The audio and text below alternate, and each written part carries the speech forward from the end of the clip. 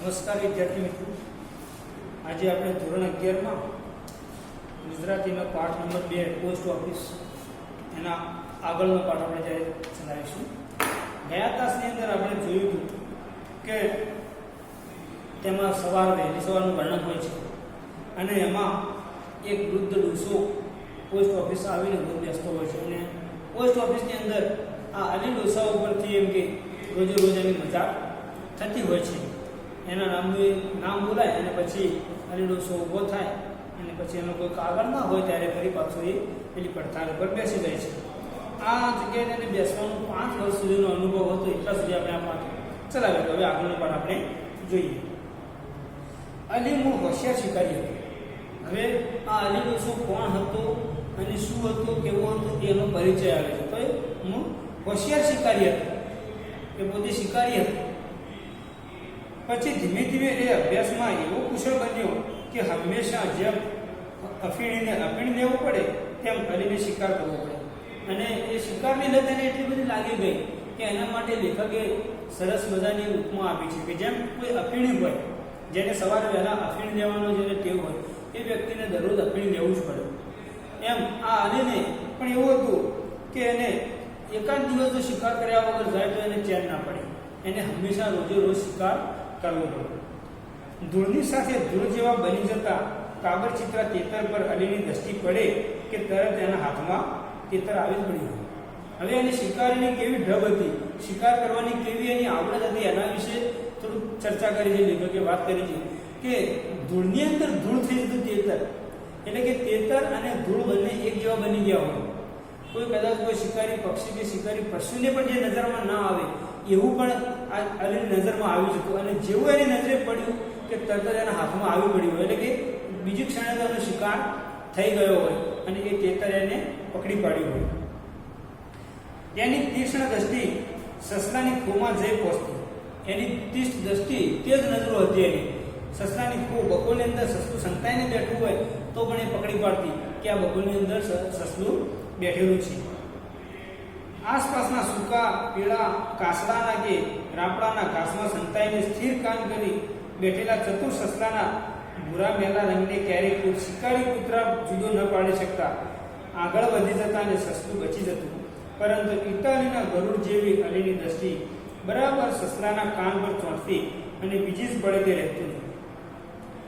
કદાચ કોઈ એવું ઘાસ હોય, કોઈ રાપડાનું ઘાસ કે કાસલાનું ઘાસ હોય, એ ઘાસની અંદર સસલું સંતાઈ બેઠું હોય, ચતુર સસલું કે જે આમ એવી રીતે બેઠું હોય લપાઈને કે શિકારી કૂતરાને પણ નજરમાં ના આવે, શિકારી કૂતરા આગળ નીકળી જાય. અને જેમ ઇટાલીનું ગરુડ, એવું કહેવાય છે કે ઇટાલીના ગરુડની બહુ તેજ નજર હતી. એ દૂરથી પણ પોતાના શિકારને ઓળખી પાડતું. એ ઇટાલીનું ગરુડ પણ આવી રીતે સસલાને ન ઓળખી શકી.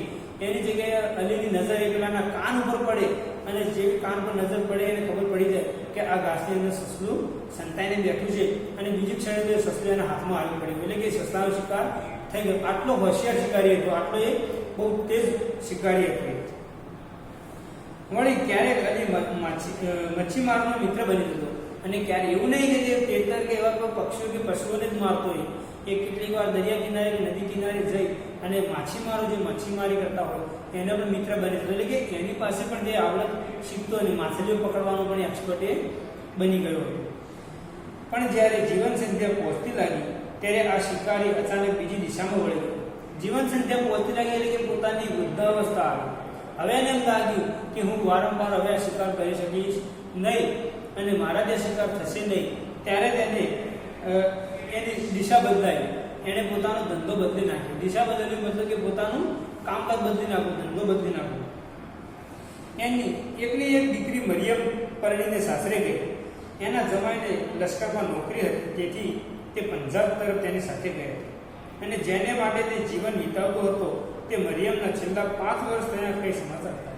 હવે એની દીકરી હતી, એની દીકરીનું નામ હતું મરિયમ, કે જે યુવાન થતા એને પરણાવી દીધી અને જેના સાથે એના લગ્ન થયા હતા એ યુવાન લશ્કરમાં હતો અને એની નોકરી પંજાબ બાજુ હતી. એટલે તે પોતે, એટલે કે પેલી મરિયમ અને એનો જમાઈ બંને ત્યાં પંજાબમાં નીકળી ગયા હતા. પણ છેલ્લા 5 વર્ષથી પોતાની દીકરીના કોઈ સમાચાર હતા નહીં. એટલે આ 5 વર્ષ એણે પોતાની દીકરીનો વિયોગ સહન કર્યો હતો.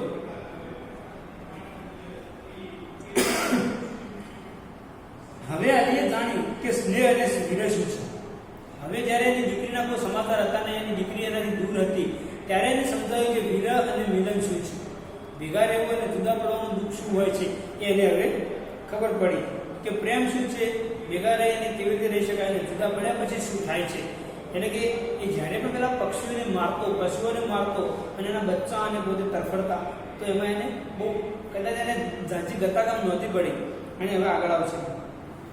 પહેલા તો એ તેતરના બચ્ચાને આકડું વ્યાકડું દોડતા જોઈ હસતો, આ એનો શિકારી આનંદ. પહેલા તો જ્યારે તેતરના બચ્ચાઓને આમથી દોડતા જોતો એની મજા આવતી, એને આ શિકારીનો આનંદ હતો. અને એ વખતે એને આ વિરહ શું છે, કારણ કે બચ્ચા પોતાના માથે છૂટા પડશે, એ કેવી રીતે જીવશે, એને કોણ રક્ષણ કરશે, આ બધી એને ખબર પડતી નહોતી અને એ પોતે એના શિકારના આનંદમાં વ્યસ્ત રહેતો. શિકારનો રસ એની નસે નસમાં ઉતરી ગયો હતો.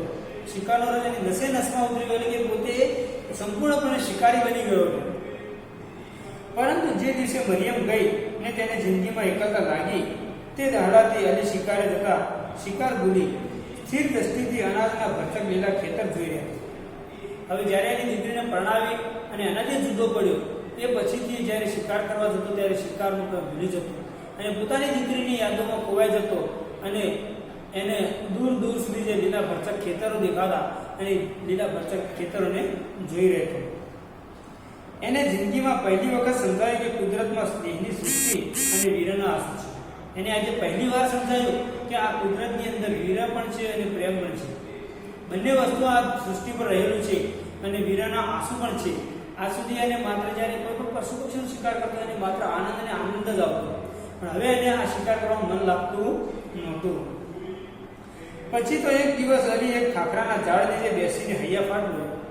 એના પછી તો એને પોતાના મતલબ એ હૈયાફાટ હોવું એટલે પોતાનો પસ્તાવો રજૂ કર્યો કે આ દિવસ સુધી એને માત્ર ને માત્ર ખોટા કામો જ કર્યા છે, ક્યારે એને સારા કામો કર્યા નથી. એને પોતાના કરેલા કામોનું દુઃખ થયું અને પોતાની દીકરીનો વિયોગ ના સહન થયો એટલે તે હૈયાફાટ રહ્યો, ઘણું બધું રોઈ લીધું. કારણ કે પોતાનું દુઃખ એ કોના આગળ રજૂ કરી શકે, જેના આગળ રજૂ કરી શકે એ વ્યક્તિ તો અહીંયા હાજર હતી નહીં. ત્યાર પછી હંમેશા સવારમાં 4 વાગે ઉઠીને પોસ્ટ ઓફિસે આવતો. એનો કાગળ તો કોઈ દિવસ હોય નહીં, પણ મરિયમનો કાગળ એક દિવસ આવશે એવી ભક્તના જેવી શ્રદ્ધામાં અને આશાભર્યા ઉલ્લાસમાં તે હંમેશા સૌથી પહેલો પોસ્ટ ઓફિસે આવીને બેસતો. પછી તો રોજ સવારે વહેલો 4 વાગે ઉઠે અને સીધો એ પોસ્ટ ઓફિસે જાય. પોસ્ટ ઓફિસે બેસે. એનો કોઈ દિવસ કાગળ તો આવતો નહોતો, પણ એને આશા હતી, વિશ્વાસ હતો કે કોઈક દિવસ તો મારી દીકરીનો કાગળ આવશે. અને આ આશામાં ઉલ્લાસ ભર્યો તે રોજ સવારે 4 વાગે નીકળે, 5 વાગે પોસ્ટ ઓફિસે આવે અને ત્યાં બેસી જતો. પોસ્ટ ઓફિસ કદાચ જગતમાં સૌથી રસહીન મકાન. આ પોસ્ટ ઓફિસ વિશે હવે લેખક લખે છે કે પોસ્ટ ઓફિસ સૌથી રસહીન, કે આમાં કોઈને મજા ના આવે. કારણ કે રસ વગરનું, રસહીન એટલે રસ વિનાનું એવું મકાન હતું. એનું ધર્મક્ષેત્ર તીર્થસ્થાન બન્યું હતું. ભલે બીજા લોકો માટે તે રસહીન હોય, રસ વગરનું, કે જેના મંદિર હોય કે કોઈ પવિત્ર સ્થાન હોય તો લોકો ત્યાં દર્શન કરવા જાય, ઘણીવાર બેસે. પણ આ તો પોસ્ટ ઓફિસ હતી, ત્યાં તો લોકોને કોઈ આવવાનું, કારણ કે જે કોઈ સમાચાર આવે એમના ઘરે મળી જતા. સુખ દુઃખના દરેક સમાચાર પોસ્ટ ઓફિસ આપણા સુધી પહોંચાડે. પણ એ આ અલી ડોસા માટે તો ધર્મક્ષેત્ર બની ગયું. એના માટે તીર્થક્ષેત્ર હતું કે જેમ મંદિરમાં કે આપણે તો પવિત્ર સ્થાને જઈ અને ભગવાન આગળ બેસીને પ્રાર્થના કરીએ, એમાં અલી ડોસો એનું માત્ર એક ધર્મસ્થાન હતું આ પોસ્ટ ઓફિસ, કે ત્યાં આવી અને એક જ આશામાં બેસતો કે આજે જ મારી દીકરીનો કાગળ આવશે. એક જ જગ્યાએ એને એક જ ખૂણે તે હંમેશા બેસતો. એ રોજ આવે અને એક જ જગ્યાએ જ્યાં પહેલા બેસતો ત્યાં ને ત્યાં આવીને બેસતો. એક જે ખૂણો હતો ત્યાં જ આવીને બેસતો. એને એવો જાણ્યા પછી સૌ હસતા. એવો જાણો, અહીંયા એવો જાણવો એટલે કે રોજ આવવું, ત્યાં બેસી રહેવું, એનું નામ બોલાય તો ઊભા થવું, બારણા સુધી જવું, કાગળ ના હોય તો પાછા ત્યાં બેસી જવું, નિરાશ થઈને પાછા જતા રહેવું. એટલે લોકો એને ગાંડો સમજતા હતા. આ ગાંડા જેવો છે, રોજ આવે છે, બેસે જતો રહે છે. જેમ કોઈ માણસ રોજ મંદિરમાં જાય તો એના વિશે કોઈ જલ્દી કોઈ ટીકા ના કરે, એના વિશે કોઈ ખોટી વાત ના જાહેર કરે, કારણ કે ગાંડો છે, કારણ કે ભક્ત ગણ. પણ જ્યારે આ પોસ્ટ ઓફિસ પર આવીને બેસતો ત્યારે લોકો એને ગાંડો ગણતા અને એના જોઈને પછી હસતા. પોસ્ટમેન મસ્કરી કરતા અને ક્યારેક મજાકમાં એનું નામ દઈ એને એ જગ્યા પરથી પોસ્ટ ઓફિસના બારણા સુધી કાગળ ન હોવા છતાં ધક્કો ખવડાવો. અને પોસ્ટ ઓફિસની અંદર જે માણસો કામ કરતા હતા એ બધા એમ કે એને મજાક કરતા અને મજાકમાં એનો કાગળ ના હોય છતાં એનું નામ બોલે અને એ પોતે ઊભો થઈને બારણા સુધી એને ધક્કો ખવડાવતા અને કાગળ ના હોય મજાક માટે આ બધું લોકો કરતા હશે.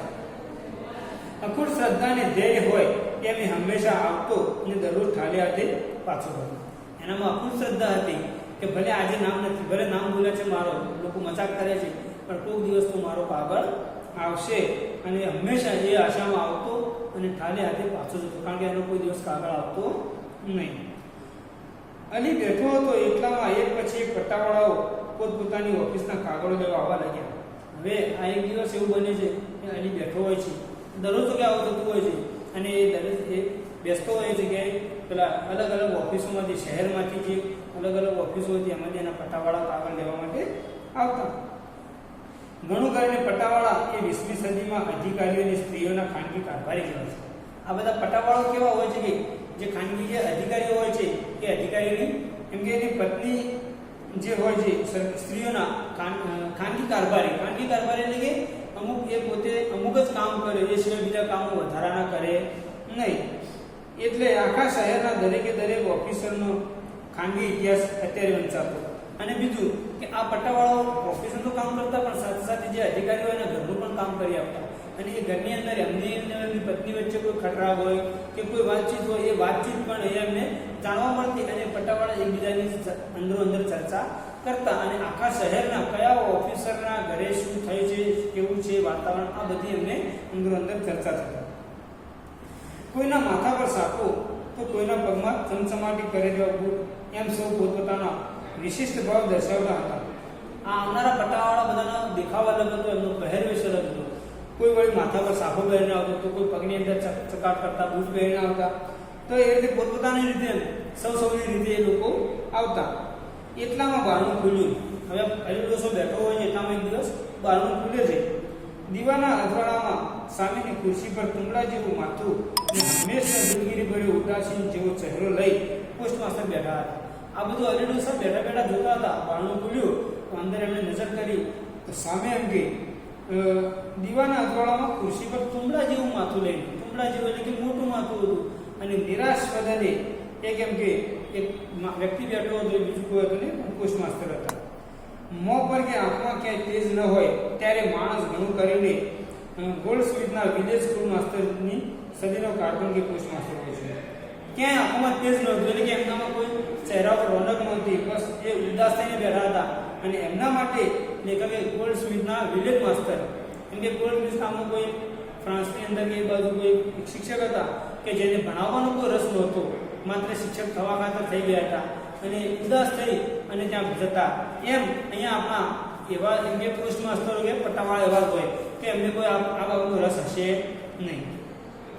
અલી પોતાની જગ્યાએ કશો નહીં, માત્ર બધા આગા પાછા થતા હતા, માત્ર અલી પોતાની જગ્યાએ બેઠો હતો, કારણ કે એને ખબર હતી કે મારો કાગળ તો આજે નહીં આવે તો કાલે આવશે. કાગળ હોત તો નામ ક્યારે બોલાઈ ગયું હોત, એટલે પોતે ઉઠ્યો નહીં. પોલીસ કમિશનર કારકુને બૂમ પાડી અને એક થનાટ કરતા યુવાને પોલીસ કમિશનરના કાગળ લેવા હાથ આગળ ધર્યો. હવે પોલીસ કમિશનરની ઓફિસમાંથી આવેલો જે યુવાન હતો એનું નામ બોલાય એટલે એને એના કાગળ લઈ લીધું. સુપ્રિન્ટેન્ડન્ટ બીજો પટાવાળો આગળ આવ્યો અને આમ ને આમ સહસ્ત્ર નામાવલી વિષ્ણુ ભક્તની જેમ કારકુન હંમેશા પડી જતો.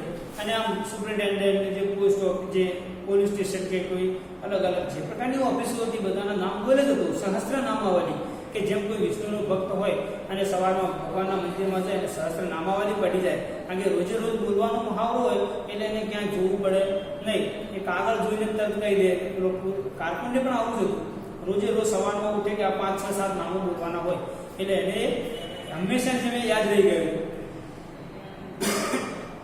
અને તે સૌ ચાલ્યા ગયા. બધા કાગળો પૂરા થઈ ગયા, બધા જતા રહ્યા. અલી ઉઠ્યો.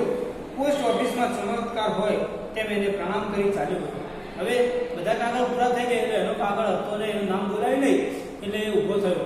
એને ખબર પડી કે મારો કાગળ નથી, પણ પોસ્ટ ઓફિસની અંદર જેમ કોઈ ચમત્કાર હોય એમ એને નમસ્કાર કર્યા, વંદન કર્યા અને પછી એ ચાલ્યો ગયો.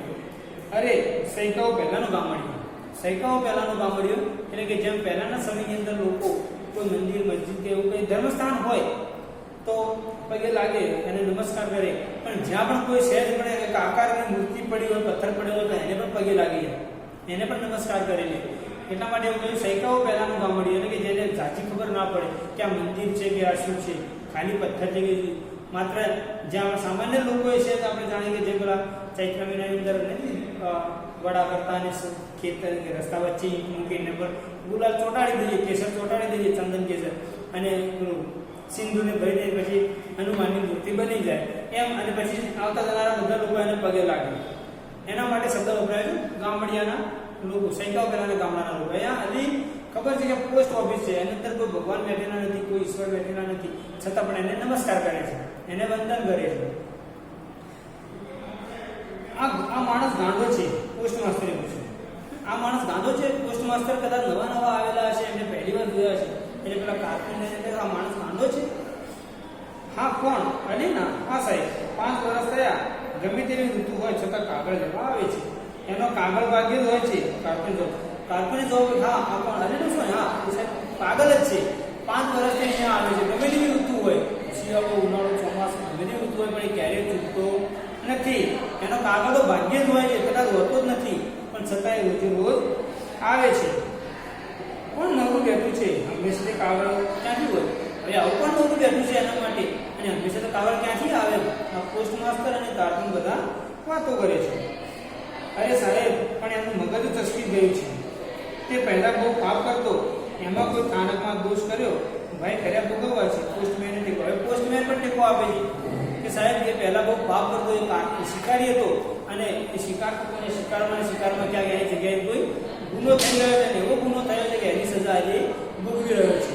તો મિત્રો, પાઠ આપણે આટલા સુધી રાખીશું, અને બાકીનો પાઠ આપણે આગળના ક્લાસમાં ચલાવીશું.